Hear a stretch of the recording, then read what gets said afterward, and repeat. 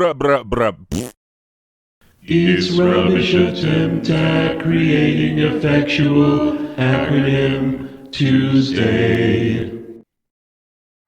Well, hey there, everybody. It is time to get back to the regular reviewing of games. I have some new subscribers. Welcome, new people. I'm closer to the legendary 1,000 than I've ever been, and we'll see if I can hang on to these gains.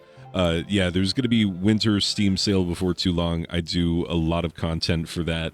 That is, yeah, winter and summer Steam sale. That is where the vast majority of my viewers come from. I also do weekly Steam sales and Steam game reviews, and also some vintage game reviews because I collect games of all kinds. Anyway, so that's the basic rundown for those of you who are new. For those of you who are not, you already know all these things, so let's get it going.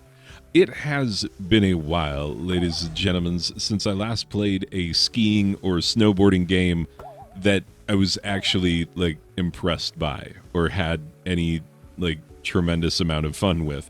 And yeah, it's crazy to think that that's the case, because those kind of games used to be everywhere, and they used to be a lot of cool things happening, cool things with those borders, and cool things with Borders 2. That's my favorite one of the series. Anyway, but no, it really has been a while since I last played a skiing or snowboarding game that I really enjoyed. And this one managed to do it. I enjoyed it. Know that going in. Spoiler, sorry, ruined the whole vid. Anyway, but no, I enjoyed it. In spite of it not being particularly flashy or fancy or frilly or, bringing crazy new stuff to the game, it just does all of the basics that you'd expect super well. And that's what it is. It just, took all the things that you'd expect in a decent skiing or snowboarding game and was like, okay, let's do this competently. And that makes it good. That makes it actually pretty darn enjoyable. It's kind of like a more fleshed out Ollie Ollie in a lot of ways. And there ain't nothing wrong with that. If you know Ollie Ollie, you get to string together these really long runs and, throw actual tricks that people actually do in real life into the mix. And there is a fairly steep learning curve to Ollie Ollie. I don't know, some people might not have had it that bad. It took me a minute to really get good at comboing my way down like long runs in Ollie Ollie. I don't know, maybe there's something wrong with me. I'm willing to concede that point if it comes to that, and I hope it doesn't. Anyway, but here's the funny thing, and I do need to address this before we get too far, is the fact that I'm not great at this game. Like, I have put a solid like 90-ish minutes into this game, and that's usually enough for me to be like decently recordable. At a certain point with this one, I just realized like I'm just gonna have to record, and I'm not like terrible. I'm not like unbelievably awful, but I'm not great at it by any stretch of the imagination. And so there is a learning curve with this game. Know that going in. It's not something that you're just going to pick up and it's going to be totally intuitive, except for, yes, it also is, in the sense that the controls are very simple and straightforward, and you can look them up before you even get into the game. It has them listed in the main menu. You just scroll to the left once and you're looking at the controls, because they're like, no, know these. This is how you play the game.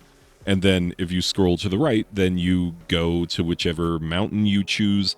I've unlocked 3 of the like 12-ish mountains. Don't quote me on the exact number. It's more than 9 and less than 15-ish mountains that you can unlock. And each of these mountains has a ton of stuff to do. It's kind of like Tony Hawk's Pro Skater, where you're in this space, but like, I think of the schoolyard in Tony Hawk's Pro Skater 2, because there are so many like subsections to it, and getting all the cash and getting the secret tape and all of those things There are equivalents to that in this game. You need a certain number of ski passes before certain lifts will allow you to travel to certain parts of each mountain. And in order to get those lifts, you've got to do a few different things. There are time trials that you can participate in. Some of them are very vague and are hard to figure out, like, okay, I go where now? I do what now? And if you look, you'll see the game subtly hinting with lines of arrows being like, go this way, stupid. But it actually is subtle among all the other information on the screen, and they're not like bright flashing arrows. They're kind of muted colors. They just sort of gently indicate, like, you might want to go this way, where the end of the course that you're currently on is, you know. And yeah, if you complete time trials in time, then you get lift tickets. And also there are random lift tickets just out to be found while exploring the mountain. Because you can just start carving. And you can travel up shallow grades of mountain as long as it's not too steep. It'll tell you, like, hey, doofus, you're going uphill right now. But to get to some of the secret places in each mountain, each level, you need to go off the beaten path and go and find things. And so the fact that there is a lot to explore in every single one of the mountains, and also there are the purple stars. You want to go off looking for the purple stars because those indicate places where you can do super awesome tricks like double backflips and stuff. And so if you do cool tricks off of those, you can get yourself lift tickets that way. And yeah, it's just fun to explore. And you know, the exploring, if you're watching it as someone just looking at footage, it seems kind of dull, you know, because you're snowboarding like either across or slightly up. And so it's just kind of slow going. And so the exploration looks kind of dumb on the screen. But, you know, you're glad when you do it because any location that you discover, you can fast travel to from the map screen. You can also take the various ski lifts and you can either wait for the ski lift to do its entire run, or you can push the A button and it'll make a weird, loud, grindy noise. So that's what that was in the footage. And it'll haul you up the mountain fast. And that's kind of the option I like the most. I kind of like to see where I'm going to get a sense for like what runs I might be going down once I get to the top so that I can kind of plan my route. I do like that rather than just fast traveling all the time, actually taking a look at the route in reverse so that I can get a good sense for it. There's a lot of slaloming. You know, I didn't start grinding until I hit the third area. And even then, like, it's funny because I kept looking for a grinding button. And it's like, no, you just get on the pipe with enough speed and then you just balance yourself on there like you would if you were actually doing it. You know, and so aspects of the game like that are, you could say intuitive, but intuitive with a learning curve. Because it makes sense if you're watching an actual snowboarder that, like, okay, you're going to swivel your hips this way before you do a crazy spin trick off a jump. Okay, that makes sense. But, like, to actually do it yourself and time it properly and, you know, yeah, all of the things that it would take, much different story. Now, it's not as big of a difference in this game as I imagine. Like, I've never actually been snowboarding. And that's the funny part. I'm from the part of my desert state that actually has skiing and snowboarding. But I hated it. I always hated the snow. I hate the cold weather. Cannot stand it. I moved myself to the heat of the desert as soon as I could and have stayed as long as I can. So that's how I roll. But I do love me a good skiing or snowboarding game. I mean, all the way back to like Ski Free on DOS way back in the day. And I'll tell you what, this game actually has some of the things that made Ski Free so fun. And Ski Free is fun because it controls well. When you wreck and die, you know it's your fault, that you should have done a better job of it.